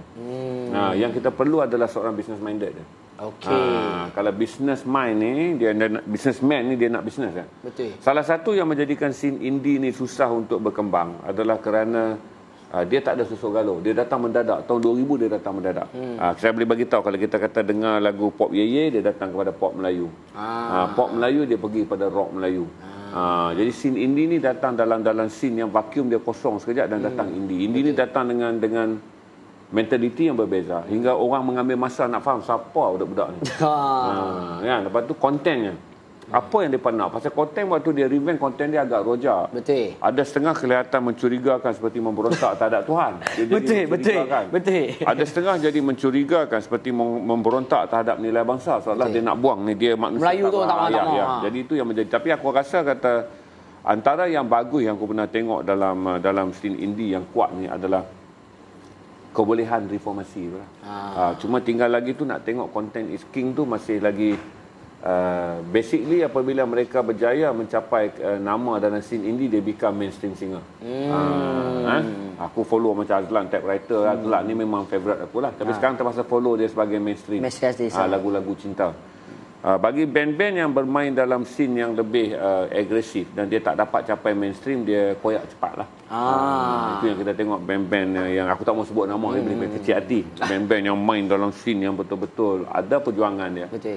Tapi akhirnya perjuangan tu dia terpaksa ukur dengan kayu ukur populariti. Dia mati. Mati betul. Itu yang menjadikan kata kalau Bob Dylan nak ukur duit, dia akan kecewa kerana Britney Spears datang kemudian kaya pada dia. Betul. Kalau Bob Dylan nak ukur pada duit, dia akan kecewa. Kerana dia kata Justin Bieber boleh tukar 3-4 perempuan dalam masa 5 tahun. Dia pakai 2 bini tu je selama 60 tahun. Dia jadi artis. Tetapi perjuangan telah meletak, dia sejarah tak dapat menafikan. Artis popular datang dan pergi, akhirnya dilupakan. Betul. Tetapi artis yang konsisten dengan apa yang disebut perjuangan itu dah disebut sepanjang zaman. Sebab tu kita kata bila Bob Dylan tak mati pun, orang barat dah kata, ini wali. Ini wali muzik. Pasal kita nak kata folk, sampai sekarang pun di Indonesia pun sama. Kita boleh cerita je, cantumkanlah artis Indonesia yang ada pada jarak hari pertama Iwan Fals menyanyi sampai sekarang. Tak larat nak senarai, tapi Iwan Fals ada tetap dalam ada jarak beratus-ratus orang yang muncul antara album Iwan Fals 1974 sampai sekarang. Ada ratus artis. Iwan Fals kekal di situ. Tetap diingati. Sebab di Indonesia orang akan ingat the only penyanyi yang membawa nasib rakyat daripada mula sampailah sekarang. Daripada rambut gerinting, takut muka macam penyamun tu, sampailah bila tengok Iwan Fals tu rasa macam muka ulama. Tapi itu ada. Itu yang kalau kau tanya aku boleh bagi tahu kata salah satu scene ni menjadi susah adalah kerana basically aku rasa budak-budak indie masih lagi ingin mengejar populariti. Itu menjadi ancaman yang paling besar. Betul. Sebab masalah bila indie datang dia tak ada king dia. Macam ini saya cerita kat tuan-tuan Bob Marley waktu dia datang daripada Jamaica dan pergi ke London untuk menjadi musician. Ni Bob Marley dan dia bawa demo dia. Muzik tu tak pernah didengar di Britain. Britain ni bukanlah kota penerokaan muzik. Penerokaan muzik semua adalah Amerika. Tapi Bob Marley bawa bagi ke Britain dan berjumpa dengan seorang penerbit lagu. Dan penerbit ni kata dekat dia, confirm lah label ni tak akan keluar. Tapi penerbit ni bagi dia £5,000. Pergi usaha dan terbitkan album ni sendiri. Dan album itu meletup. Untuk menggambarkan bahawa tuan-tuan, kenapa penerbit album tu bagi? Kerana dia tahu dia bayar kepada kualiti dan perjuangan karya orang. Dia tu. Dia bukan artis ni. Nilai estetika dia. Dia kata orang yang datang daripada Jamaica bawa satu muzik yang dia dengar pun dia kata something seram dalam muzik. Ada rasa dia. Ada rasa. Maka dia invest sebab walaupun dia tahu sebagai dia bukan pemegang saham syarikat, dia producer. Dan dia pinjamkan wang peribadi dan itulah kalau saudara tengok sekarang siapa boleh lupa tentang Stand Up and Shout. Lagu-lagu Buffalo Soldiers, lagu-lagu yang semua yang melawan. Lagu tu memberi gambaran universal yang sangat luar biasa. Sheriff. Yes. Sebab tu kalau saya tanya kepada budak-budak muzik muda sekarang ni, dia akan sekat jalan. Bila dia try dia tak boleh, dia nak become a singer. Dia kata lah kali kena menyanyi lagu cinta di Ubin Pulau, Pulut Dakap atas meja. Lagu-lagu yang mesti ada cinta lah. Pulut Dakap atas meja, cinta di Ubin Pulau, rindu di balik bulan terpeh. Teruk. Ini cara aku pergi lah. Cinta di titi lengkung. Cinta di titi lengkung. Kan? Menyelam ke laut basuh karang mencari mutiara untuk hantai lehermu. Dia kena pi macam tu lah. Dia tak boleh nak pi. Betul, dia tak boleh pi. Tapi saya boleh bagi tahu kata kat anda bahawa kalau kita datang nak jadi artis cari makan, kita cari makan. Jadi kita pun tak makan hati. Tapi kalau kita nak jadi artis perjuangan, waktu yang sama nak cari makan, kita pun nak berlawan dengan artis tu launching album 3 bulan sudah ada BMW. Kita pun nak bubuh je BMW tu. Dia jual lagu dia 1,500 kopi, 1.5 juta kopi. Kita jual 300 kopi pun tak tahu return tu jual ke tidak atau orang bagi balik CD. So itu advice. John, aku akan tanya mengenai apa yang ada dalam album baru kau, 8 lagu ni. Kau ceritalah rahsia-rahsia sikit. Kalau tak mau cerita penuh pun. Untuk album baru ni kita ada beberapa lagu yang bunyi dia totally berbeza daripada album yang pertama. Album pertama tajuk apa? Album pertama tajuk dia Bumantara. Bumantara? Oh, bukan peluang kedua? Oh, bukan penyanyi peluang kedua tu? Bumantara. Okay, saya tak nampak dah langsung apa yang dalam TV. Tak tahu nyanyi dalam lagu tu sekarang ni. Bumantara. Bumantara maksud dia awang-awangan ataupun bermaksud angkasa dalam bahasa Sanskrit Melayu lama. Ya, betul. Okey, so makna kata album yang itu kalau yang pertama ni dia macam kami punya ibarat arrival lah, baru mai, tak tahu apa, baru 2015. Kami ibarat bawa bunyi inilah yang tak tahu kepala ekor dia ni nak main macam mana. Tapi adalah bunyi kami tu, bunyi budak nakal tu. Untuk yang second album ni kita boleh dengar kematangan. Yang mana? Oh, ni second? Ni second album. Baru 2 album? Baru 2 album. So makna kata yang second ni kami ada bunyi kematangan. Contoh dari segi orang-orang yang main instrumen tu daripada dewasa. So daripada dengar macam-macam, daripada main dengan ramai orang, bunyi daripada lain. So bila bunyi dan lain, lagu-lagu yang kami hasilkan pula lebih berbunyi dewasa dan lebih berorientasi terhadap perjuangan kami. So kalau dulu tu kita tak nampak sangat kita nak berjuang. Kita cerita satu lagu yang cakap killer song. Ya, apa ada satu lagu okay. Contohnya ada satu lagu ni, ini antara yang kami nak bawa keluar single kalau nak try lah. Saya cerita hint sikit. Tajuk nama lagu ni Labu. Labu? L-A-B-U. L-A-B-U. Dia ada satu bait lirik dia macam ni. Terjunlah kau si labu, terjun hanyutlah kau mengikut arus manis lidah labuku. Manis, jangan sampai nampak bercabang karam dan hilang. Tuh. Cerita dia pasal apa? Cerita dia pasal buah labu ya. Tapi macam kita dengar pepatah kita, biarkan luncai terbun bersama labu-labunya. So pada peringkat awal, labu ni bagi harapan. Aku boleh terapung. Labu ni mana? Betul. Aku boleh terapung. Hang tak lemah, hang tak apa. Padahal labu ni hanyut dengan hang. Dia tak boleh berenang pun. Hang yang boleh berenang. Hang pergi peluk tu labu tu, hang hanyut. Hang percaya cakap dia. Itu yang telah berlaku. Yang mana bila mereka dijanjikan dengan janji-janji manis yang di depan kemudian nanti nak popular apa-apa semua, orang percaya dengan benda-benda ni. Contoh, panggil orang apa kata nak bayar banyak ni, panggil syarat tapi bohong. Yang lain sekali mereka nak himat hang ya. Mereka tak nak bayar hang pun. So, hang duk percaya kat labu. Jangan percaya kat labu. Percaya kat diri hang tu. Maksud saya tu. So, itulah salah satu lagu yang ada. Tapi muzik dalam lagu tu, muzik untuk lagu tu memang sangat-sangat tak boleh di-imagine lah. Sebab starting lagu tu bunyi dia macam dalam satu cabaret yang orang ni baru lepas mabuk yang tak boleh nak jalan nak balik tu. Tiba-tiba jadi rancak antara akai. So benda-benda elemen-elemen surprise ni ada dalam kebanyakan lagu. Contohnya ada satu lagu ni yang paling dekat dengan orang Pulau Pinang, orang utara. Tajuk dia Cek Rasa Cek Reggae. Tajuk dia Mak Cek Rasa Cek Reggae.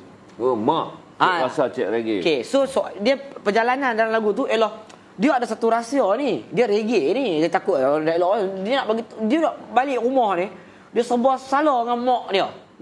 So tapi dia nak kena bagi tahu jugalah. So sampailah dia main lagu tu macam Cek Rasa Cek Reggae. Dia bagi tahu mak dia Cek Rasa Cek Reggae. Tapi perjalanan dia lah nak bagi tahu mak tu, hormat mak ni. Tapi nak bagi tahu dia reggae, jangan mak salah faham. Cek tak kacau orang, Cek tak buat orang, Cek tak ambil dia orang. Tapi bahasa dia totally utara. Dia tulis lirik banyak. Lirik. So dalam album tu semua saya tulis lirik. Sebab dalam Budak Nakal ni tak bagi aku. Tak tahu bang. Kita ingat tak ada orang nak tulis untuk kita. Tidak, aku boleh buat Cinta di Ubin Pulau. Tu lama daripada kecil aku dengar perkataan tu. Sapu air mata. Tu cerita saya nak lagu-lagu tu. Tuan-tuan, berapa log buku ni dah? Saya perlu naik sekali lagi kah? 80, Alhamdulillah 80 log buku tu. Tak ada boleh turun log je. Ada tak soalan yang aku duk tanya je, duk labur dengan John ni? Kau apa ada tanya soalan? Siapa ada tanya soalan tak?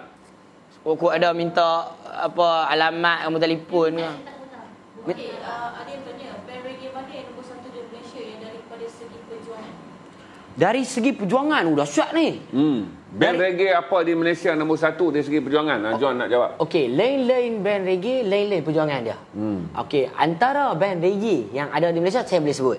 Kalau nak tanya band mana nombor 1, takkan saya tak sebut. Sebab apa, saya adalah salah seorang band reggae tu. Kalau kata lah, band sendiri, bias. Kalau kata band orang lain, nampak tak terror. So jawab salah, tak jawab salah. So saya bagi tahu band mana yang ada reggae. Reggae dah tak banyak dah band dalam Malaysia. Antaranya Salam Music. Salam Music. Salam Music. Aku tak nak dengar. Lepas ni aku akan dengar. Betul. Salam Music ni dia punya vokalis dia dia ada background dan juga knowledge daripada Netherlands, Belanda sebab dia kerja kat sana. Dia biasa kerja apa semua terror lah. Acap Salam Music. So dia ada band Salam Music. Lagi band saya lah reggae. Yang lain-lain ni dulu ada banyak. Macam contoh dulu, zaman-zaman dulu kita ada Rosewood. Lagi kita ada lagi a few lah band-band reggae yang, tapi lah ni semua Sharpshooter. Tapi semua lah ni band-band reggae lama ni semua dah senyap lah. Dah tak tahu dah depa punya update terkini kan. Sebab kita faham PKP ni menghalang orang untuk ni. Semua orang masuk gua. Yes. Nasib kami baik sebab band kami memang semua musician. Depa hari biasa tu, like 10 ekor tu, memang kerja muzik. Adalah kerja lain contoh yang macam hantar barang apa, tapi depa punya core kerja ialah depa musician. Depa session untuk orang tu, main basking, main sana main sini. So hari-hari depa main muzik. Jadi nak disatukan, kita nak buat balik band, nak main lagu baru semua senang. So kalau nak tanya band nombor 1 di segi perjuangan, kita tak boleh bagi. Contoh kita ada band baru reggae daripada Pulau Pinang nama The Island. The Island. Tu sebab apa? Dari segi perjuangan ni pula dia tertakluk sebenarnya bukan pada band tu. Bagi saya dia tertakluk pada individu yang menilai dan mendengar. Kalau kata individu tu dia punya perjuangan ialah towards penindasan etnik ataupun kaum. Dia orientasi dia itu. Dan dia dengar satu band ni berjuang barang tu dia seronok lah. Faham tak? Kalau dia bukan orientasi dia itu, tak jumpa. Kita tak boleh nak bagi tahu, benda tu terlalu abstrak, terlalu banyak option lah atas orang tu sendiri, atas personal. Tapi kalau tanya tok guru saya ni, ada satu tok guru lah dalam reggae ni, dia kasak lah. Eddie daripada Gerhana Suka Cinta. Ini saya punya sifu. So Gerhana Suka Cinta ni kalau kita tengok daripada sejak zaman beraman dia pun memperjuangkan muzik ska ni. Depa memperjuangkan, depa buat lagu-lagu Piramli, depa buat lagu-lagu lama ni semua depa olah balik hingga jadi ska.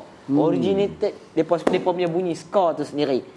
So ska reggae ni dia tak jauh sangat lah. So tu daripada salah seorang yang band yang bagi saya, kalau kat Malaysia ni yang saya hormati dari segi perjuangan dia, berapa lama dia sustain, sebab lama Gerhana Suka Cinta ni lama. So untuk aku tahu. So untuk band yang kalau saya boleh pilih personal, saya pilih Gerhana Suka Cinta. Ya, aku pun sama. Aku baru nak kata Gerhana Suka Cinta. Yes. Saya suka Gerhana Suka Cinta walaupun waktu dia datang sekitar tahun 2002, 2003, 2004 tu, dan saya mula dengar Gerhana Suka Cinta ketika anak-anak muda mula dengar Gerhana Suka Cinta. Saya masih menganggap dia antara band ska pop yang sedap untuk didengar. Betul. Sebab depa ada bunyi kotok tu lagi. Bunyi ska-nya tu ada. Yes. Tapi oleh kerana tak begitu banyak yang release dia punya video pun. Jadi saya masih lagi bergantung untuk mendengar scene ni daripada Indonesia. Itu saya kata saya paksa pergi pada TPX, pergi kepada SID. Pergi kepada Heaven Hill untuk dengar. Kalau kata daripada barat dah tak banyak dia elemen ni, kerana barat memang purely pop. Jadi saya terpaksa dengar balik lagu-lagu lama. Siapa yang dah pergi ke YouTube Jolly Boys tu bagi tahu kat saya, happy tak mendengar Jolly Boys? Ramai orang respon tak? Rehab tajuk lagu, dia menyanyi balik lagu Amy Winehouse. Rehab lagu dia saya pernah dengar Amy Winehouse. Dia menyanyikan balik dan lagi sedap pada Amy Winehouse. Saya memang minat Amy Winehouse bang. Berarti kau akan jolly dengan Jolly Boy. Jolly Boy adalah satu band orang tua-tua je, dan saya memang fanatik gila lah dengan Jolly Boys ni. Daripada tahun 2012 bila saya dapat expose pada Jolly Boys, saya terus dengar lagu-lagu dia. Dan ini antara band yang menggunakan sound system yang rendah dan murah. Lo-fi kampungan daripada Jamaica. Tuan-tuan dan puan-puan, saya akan introduce sekali lagi bagi mereka yang baru masuk untuk saudara log buku. Malam ni kita jual combo berasingan, tapi saya saran saudara log combo je. Dia banyak log combo banyak log combo kalau anda nak baca 3 buku yang paling penting untuk saudara baca bagi saudara nak faham tentang Palestin. Saya tak pernah kupas penuh because ini kalau saya tak pernah kupas penuh, saya selalu sentuh saja bagaimana Jimmy Carter memainkan peranan sebagai orang yang pertama melontarkan idea membentuk 2 negara merdeka, iaitu Palestin dan Israel. Ketika Israel datang dengan ideologi untuk menakluk seluruh Palestin, dan Palestin pula datang dengan ideologi untuk kembali berperang dan menghalau keluar Israel pada tanah airnya, pada tahun lewat 70-an Jimmy Carter datang dengan satu rancangan, iaitu memastikan Israel dan Palestin memiliki 2 negara berbeza. Walaupun pada waktu itu perancangan ini dianggap sangat sukar diterima oleh kedua pihak, tapi itulah perancangan yang sampai sekarang akhirnya diperjuangkan oleh banyak-banyak negara yang mahukan kedua-dua negara mendapat masing-masing mendapat sebuah negara mereka. Jadi bacakan, ini adalah artikel-artikel mengenai apa yang berlaku di belakang scene perdamaian Palestin bukanlah apartheid ni, apa yang dicadang ni daripada sudut pandangan Jimmy Carter. Sebab ini adalah peace, Palestine Peace Not Apartheid ni, Jimmy Carter punya buku sendiri, teks dan yang diangkat daripada dia. Dan kemudian saudara dapat satu dunia pasca Amerika ni untuk saudara lihat daripada seorang wartawan yang saya anggap sebagai antara 5 yang terbaik di dunia, Christiana Amanpour, Farid Zakaria dan Haula Gorani. Saya anggap kata Farid antara seorang yang hebat. Walaupun dalam generasi sekarang saudara kena lihat Mehdi Hasan. Kalau saudara ada masa, Google dan tengok Al Jazeera Mehdi Hasan. Mehdi Hasan juga adalah seorang yang hebat. Tapi saya tak pasti Mehdi Hasan menulis buku ataupun tidak. Kemudian ni adalah pandangan seorang host wartawan yang mempunyai pandangan yang banyak daripada hasil wawancara dia dengan ratus ribu tokoh-tokoh terkenal dalam 101 East tu. Saudara boleh baca ni Farid Zakaria punya ni. Dan satu lagi adalah teks ucapan yang pernah ditulis oleh seorang sarjana Fahran Ahmad Nizam mengenai pencapaian masa lalu dan juga cabaran semasa dalam Islam masa kini. Kemudian dua buku ni yang belum pernah kami naikkan. Ini adalah buku peribadi saya, personal adalah ini buku peribadi saya. Saya memang suka dan saya minta. Malam tu saya tersebut je, kebetulan ada ramai orang dah lock. Malam ni saya benarkan lock rasmi. Iaitu Panas, ini buku pertama dia dulu, iaitu Dunia Sama Rata yang ditulis oleh Thomas L. Friedman ni. Dan kemudian disambung dengan sesak panas, panas, sesak dan rata. Jadi saudara boleh lock buku ni. Yang ini yang saya rasa combo premium malam ni. Kerana buku tak pernah dinaikkan dan saya anggap ini buku terpenting. Yang ini adalah rujukan saya sentiasa, tuan-tuan. Saya lebih fasih dan lebih faham bercakap tentang konspirasi ekonomi moden. Kerana saya datang daripada skul lama, duduk cakap, duk pakai teori sosialis lagi, pandangan Kasim Ahmad, pandangan-pandangan daripada John Shrek, pandangan-pandangan daripada yang lama lah. Bila saya datang, Friedman ni dia mengubah. Saya buang semua saya punya Box 25 ni, saya reinstall. Saya keluarkan semua pandangan-pandangan 70-an, 80-an. Alan Smith buang semua dah. Jadi saya masuk, saya install baru dengan pandangan Thomas L. Friedman. Jadi Box 25 saya apabila bercakap tentang Maharanism dan ekonomi kapitalis lebih relevan. Kerana dia ditulis oleh ahli akademik yang tak berpegang pada ideologi. Dia bukan datang daripada kanan, dia bukan datang daripada kiri. Dia pure academician. Dan kemudian dia sambung buku ni yang lebih kepada globalisasi alam sekitar dan bagaimana kita akan melihat kehidupan masa depan. Dua ni 70, yang ni 50. Kalau lock combo jadi 100 yang mana ni. Saudara boleh lock combo dapat 5 buku ni dengan harga 100. Boleh lock berterusan melalui sekarang untuk capai 100 dan saya akan sambung. Ya. Dengan John. Kita ada 1,400 orang Okey, 1.1. Saya nak tanya John soalan yang untuk capai 100 buku ni, John. Baik. Aku tanya kau. Personal kau kena berani untuk jawab. Baik. Apa yang kau tak puas hati dengan politik masa sekarang? Saya tak puas hati dengan politik ni. Kalau tanya ni tak kena tangkap ke bang? Tak kena tangkap, kita duduk dalam. Sebab saya ada banyak parti politik panggil saya jadi depa punya ketua pemuda, saya tak mau. Tak payahlah. Depa panggil aku je jadi depa punya ketua orang tua. Sama-sama. Jimmy Fad. Okey. Sebab nak kata kita tak mau abang ni. Okey, kalau abang tanya saya, perspektif saya sebagai orang muda, saya sangat-sangat tidak berpuas hati. Sebab apa? Satu ketika dulu, saya tak mau cerita secara individunya. Satu ketika dulu, institusi politik ini adalah satu institusi yang dihormati. Sebab kita tengok orang-orang politik ni yang mentadbir, yang buat kerja adalah orang yang bijak. Orang yang intelektual, yang cuba untuk mewakili orang lain dan sedaya upayanya untuk bagi semua orang puas hati dan lega dengan duduk jadi rakyat yang okey. Akan tetapi Lani ni, kalau kita tengok sebenarnya, ini bukan saya semata-mata fitnah ke apa, kita boleh tengok institusi politik ni sampai boleh dimaki, diherdik, dicaci, dihina oleh orang tak habis sekolah pun. Okey. Ini penanda aras dia bagi saya. Satu ketika dulu kita tak pernah langsung rasa nak boleh pergi maki Mahathir. Contoh. Kita tak rasa macam kita tak pandai. Tak pandai ni politik ni. Nak maki macam mana apa. Semua orang maki. Law ni dah lah ada medium dah nak maki. Semua boleh tibai. Makna kata apa? Loophole dan juga kekurangan ni dapat dilihat oleh label yang sampai ke serendah-rendahnya. Jangan kata label yang ada ilmu lagi nampak lah. Sampai ke rendah-rendahnya boleh terasa. Ketidakpuasan hati sampai boleh kata ke hang ni. Itu kegagalan bagi saya. Aku kadang-kadang ayam berkokok pun aku anggap dia marah orang politik tu. Itik berketok pun anggap dia maki ahli politik. Aku anggap macam tu lah. Sebab apa saya tengok contoh di sekeliling dia, ada orang yang berorientasi kan emosi. Faham tak? Emosi dia atas kegagalan, dia tak boleh buat benda tu, tak boleh buat, tak boleh achieve benda ni, tak boleh pergi berjalan, tak boleh pergi shopping, tak boleh nak ambil gambar semua. Dia atas kegagalan tu dia menyorongkan pendapat dia. Tetapi untuk orang-orang yang ditindas sampai ke level macam abang kata tadi, peniaga kopi di Afrika yang hak dia tu yang dia tak tahu pun, yang depa ni duk penik harga tapi duk beli kopi kat dia sama. Orang yang macam tu dah boleh bersuara. Macam abang cerita dalam buku ni, di zaman tu orang tu tak boleh nak bersuara, dia kena tipu situ lah di kampung tu. Ni orang dah boleh bersuara. Betul. Orang dah boleh tengok semua benda, orang dah boleh judge ni apa orang paling politik apa ni. Kalau betul ke hang tak habis-habis buat pengumuman, buat ni dengan kes banyak bang. Orang boleh petikai, orang boleh fikir dan juga apa? Ilmu di hujung jari. Jadi bila ilmu di hujung jari ni, kita nak cari reference, kita nak hantam orang, kita nak kata apa semua. Banyak benda kita boleh tengok, banyak benda kita boleh tahu untuk judge orang. So kalau abang tanya saya terhadap parti politik, saya tak puas hati. Sebab apa? Di mana satu parti politik yang betul-betul mewakili Rakyat ni. Contoh, even Lani pun wakil rakyat tak mewakili rakyat. Saya minta maaf cakap lah. Ya, betul. Sebab apa? Saya minta maaf, memang betul.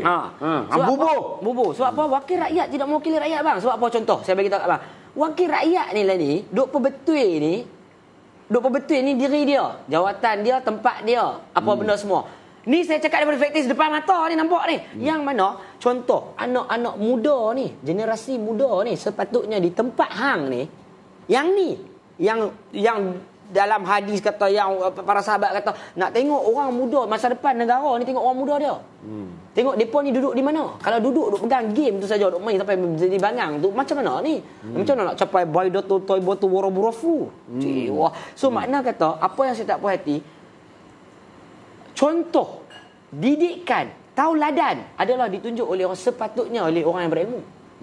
Jadi bila orang politik ni mewakili orang yang berilmu, yang lebih tahu, mewakili rakyat, tapi tidak buat benda sepatutnya, sehingga orang boleh petikaikan, hang bukan wakil kami. Hang mau kami kata macam tu ke?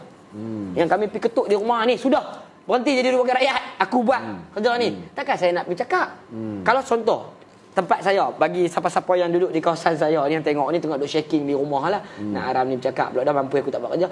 Tapi saya nak bagi tahu contoh, saya cerita di Hulu Selangor lah, saya cerita di kampung bapak saya tu, di Hulu Selangor, yang mana kalau tanya saya daripada perspektif bacaan mata saya ni, peratusan remaja di kawasan Hulu Tanggung ni tinggi.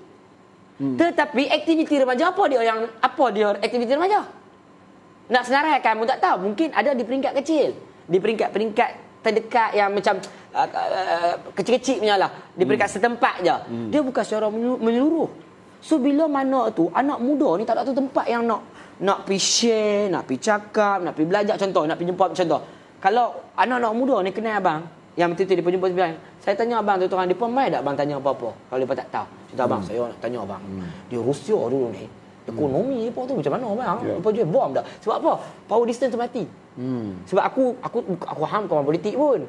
Dah ham kau ada power distance pun, tapi aku nampak hang macam orang ada ilmu ni, orang banyak macam. Hang boleh tolong aku, hang tak judge aku pun. Hang tak kata pun. Dah apply ke belum?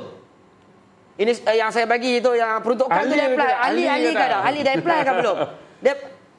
Ni bukan cerita ahli tak ahli. Ni aku nak cerita ni. Aku nak bagi tahu aku ni apa. Orang muda ni bodoh ni. Pergi tanya kat hang, duk tanya aku ahli tak ahli, kena jadi ahli. Pergi kat orang ni suruh masuk geng dia. Pergi kat orang tu suruh buat benda ni dulu baru kami tak, bagi saya tak puas ya. Tambah pula kalau kata tadi, saya kata orang yang di peringkat bawah pun boleh maki, orang yang boleh fikir macam mana? Macam baik-baik dia kata macam ni lah. Macam ni abang seorang nampak tak boleh buat apa. Saya panggil 10 anak muda yang betul-betul ada otaknya, yang betul-betul balik dari universiti, yang belajar pandai-pandai, kami buat kerja. Kami tunjuk kat abang seminggu kami boleh buat ke tak?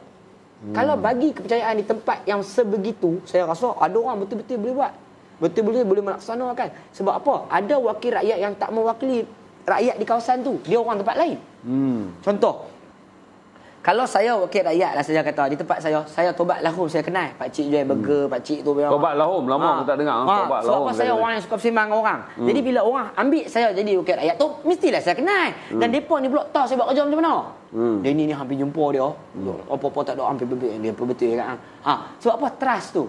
Tapi bila nak pergi jumpa tak boleh, power distance lagi, nak message kena pergi office, kena bercakap, kena ambil appointment. Apa bang? Kita ada social media kot, tapi nak kena ikut prosedur lagi. Kena tunggu 3 hari lah, sebab kita ni wakil rakyat belum masuk lagi. Yang apply tu insya-Allah dalam tahun depan tu. Hampa buat kerja macam mana? Takkan kami pula nak tanya hang buat kerja macam mana? Kami bukan kerja kami. Kami kerja kami minta. Tak puas hati bagi tahu. Tak cukup bagi tahu. Korang habaq, banjir panggil hang. Apa-apa tak betul apa yang rakyat punya kesusahan ni, hang punya tanggungjawab. Mana hang? Lani tak tahu duduk di mana? So saya tak mau pergi tinggi-tinggi lagi. Tak mau pergi parti politik tu. Jadi kau cakap dalam bahasa orang bawah. Dalam bahasa orang bawah. Kita cakap dalam bahasa internet lagi teruk lagi. Lagi kita cakap bahasa rakyat. Orang awam, saya mewakili orang. Mana hampa? Di waktu kami duduk tengah kalang kabut. Aku rasa tengok video yang Pak Cik yang tanya pasal benih padi tu. Saya tengok. Baru sedih saya tengok video tu rilis daripada, saya rasa dia adalah orang di pedalaman Kedah, saya rasa. Dia rilis video tentang benih padi pun tak sampai lagi. Allah dah atuk ayam hujan semua dah elok dah, benih padi tak sampai. Nampak. Jadi orang kampung tuan-tuan, saya tak pernah tengok satu orang kampung yang mentaliti dia hanya penanam padi di Kedah. Dia boleh keluarkan video. Dia kata di politik hantar tanam darah apa makanlah, hampa nak sapu apa sapulah. Dia kata tapi baja dengan padi bawa mai ni hujan dah turun, bendang dah elok boleh tabuk. Tak tahu bila nak menabuk. Nampak. Dia kata pula COVID tu tak apalah. Dia kata tabuk padi nak COVID apa. Dia kata hampa buat mai kami tabuk lah, takkan benih padi dengan baja apa bersangkut dengan COVID. Nampak. Saya rasa sangat sedih tuan-tuan kerana rumah dia tu masa dia ambil tuan dah tengok video ni, mungkin tuan-tuan tengok dia bercakap utara pekat berbunyi siam. Saya rasa dia mungkin datang daripada Nami ataupun dia petani dalaman dari dia tak kubang pasu. Dia memang pada naik ke Pendang, naik ke Nami ujung. Sebab dia ada perak siam. Saya rasa nak menitik mata tuan-tuan apabila dia bagi komen pasal bagaimana dia kata Allah dah atur hujan semua dah ada dah. Nak tinggal nak tabuk benih padi dan baja tak tahu. Dia tanya semua orang tak tahu. Semua orang jawab COVID. Tu dia kata mana tak nak haram apa nak tanam padi pun apa bersangkut dengan COVID, apa kena mengenal benih padi dengan baja dengan COVID. Saya baca tu. Saya rasa video tu viral. Mungkin saudara boleh cari tu. Dia menggunakan cakap logat utara yang sangat dalam. Yang betul-betul saya pun dengar faham, tapi bunyi dia tu bunyi saya tak pernah dengar verbal di Kedah. Betul-betul saya tak pernah masuk lah kawasan tu. Tengok ni, kena tengok. Sebab apa contoh abang? Sampai ke orang buat padi dia bercakap bang. Abang bisa dengar kan dulu zaman-zaman abang muda dulu, orang bercakap padi ni memang bercakap dalam TV. Saya tak puas hati betul dengan kerajaan. Tak pernah dengar. Dia tanya tak tahu tu. Tak tahu. Macam habis kuat takat tu lah macam mungkin lambat kot, tapi ada juga lagi. Ni tu orang tak ada. So bila macam ni bang, apa yang saya boleh buat, apa yang boleh saya simpulkan, pada ketika ini generasi muda yang bakal bangun ni, pada ketika ini depa tertekan. Yang mana depa satu dari segi ilmu tu nak bergerak ke depan tu kurangnya. Benda-benda pengetahuan apa benda semua apa. Dua, ada medium. Tapi medium ni pula apa guna kalau hang boleh buat apa semua tapi tidak didengari. Tak guna juga. Hang kaya lah macam mana pun tidak didengari, tidak dipedulikan langsung ni. As long aku boleh makan cekencok orang ni sudahlah. Mana boleh kira hang makan cekencok aku nak makan apa? Contoh macam tu. Sebab apa? Kalau kata masih ada perspektif ini, sayangkan pangkat, sayangkan harta, sayangkan benda. Sebab tu saya tak jadi wakil rakyat. Sebab apa? Sebab bagi saya orang yang sebab tak jadi ni boleh cakap lah orang kata lagi. Tapi saya susah hati. Kalau saya tengok orang yang macam lagi teruk daripada saya ni. Saya dah teruk dah. Saya tahu contoh, saya tak ada kerja ni, saya tahulah contoh. Orang tak panggil show ke apa sebab COVID. Okey tak apa, kita faham, kita kelepiak lah kot leh. Orang yang betul-betul tak ada bakat ni. Yang tak ada bakat yang memang jual ayak tepi jalan. Dia nak kelepiak nak mana dah? Nak kelepiak celah mana bang? Modal tak ada. Ilmu tak ada. Nak pergi belajar universiti berapa lama lagi? So benda ni orang tak faham. Yang macam contoh, orang akan kata, alah ulat dalam batu pun dapat makan. Kalau hang usahakanlah mesti ada cara betul. Kalau dah 10 orang jual takoyaki, usaha apa benda pula? Betul. Persaingan jadi lebih banyak. Sebab apa? Peluang pekerjaan jadi makin kecil. Jadi orang tend tu buat benda yang sama. Kenapa saya yang bangang duduk di kampung ni boleh fikir benda ni? Orang yang betul-betul mentadbir negara tak boleh fikir. Ni kira ambil perspektif daripada saya orang bangang ni. Orang tepi jalan, lepak, usah rokok main gitar tepi jalan. Boleh bercakap macam ni. Mana maruah dan juga ilmu seorang orang yang mentadbir diberikan tanggungjawab. Okey. Amy, kita capai 100 tak? 123. Okey, 123 log. Alhamdulillah. Alhamdulillah. Kerana saya akan tamatkan sesi dengan John. Kita nak naik barang nanti. Aku tekan kau ni. Naik kita naik sebab malam ni kita long live lepas saja habis sesi ni kita akan naik. Terima kasih untuk pengetahuan saudara. 200 live t-shirt ni dah habis saya jual lagi. Saya nak kejap. Boleh. Kejap saya bagi. Saya akan naikkan balik selepas saja habis dengan John Bear, saya akan break dan saya akan naik kerana kami bersetuju untuk menambah 150 live lagi t-shirt ni. Jadi saya akan naik untuk lock t-shirt Stone Revolution. Beli. Bagi saya akan pakai Stone memori 3 hari bulan Disember 1987 apabila sejarah pembalingan batu yang pertama bermula dalam intifada di Gaza dan di tebing barat. Jadi ini adalah Stone Revolution bagi meraihkan 34 tahun rakyat Palestin berjuang dengan menggunakan batu lastik yang bermula pada 8 hari bulan Disember 1987, yang terakhir ditembak mati adalah pada 20 hari bulan Mei bersama 9 hari bulan Syawal di perkampungan di Hebron. Okey, kita keluarkan baju ini sebagai tribut dan kenangan dan ingatan serta teruskan perjuangan rakyat Palestin untuk berjuang mendapatkan tanah air mereka. Betul. Assalamualaikum warahmatullahi wabarakatuh. John, bagi ucapan live. Sekali saja daripada saya, dengan ini saya ingin memohon ampun dan maaf anda ada tersalah kata. Terlebih bicara di dalam saya menyampaikan kata-kata, sesungguhnya segala apa yang saya sampaikan adalah saya punya orang kata apa, pendapat peribadi, pendapat individu, tidak langsung berkaitan dengan siapa-siapa pun yang hidup ataupun yang mati. Dengan ini sekali lagi saya ingin mengucapkan selamat hari raya. Maaf Zahir dan Pantin daripada saya. Andai kata ada rezeki lagi dipanggil oleh garasi InsyaAllah. InsyaAllah saya akan kembali semula ke sini. Sehingga kita bertemu lagi, jangan lupa tingkatkan diri anda dengan ilmu. Dapatkan buku baca dari ITBM. Assalamualaikum warahmatullahi taala wabarakatuh.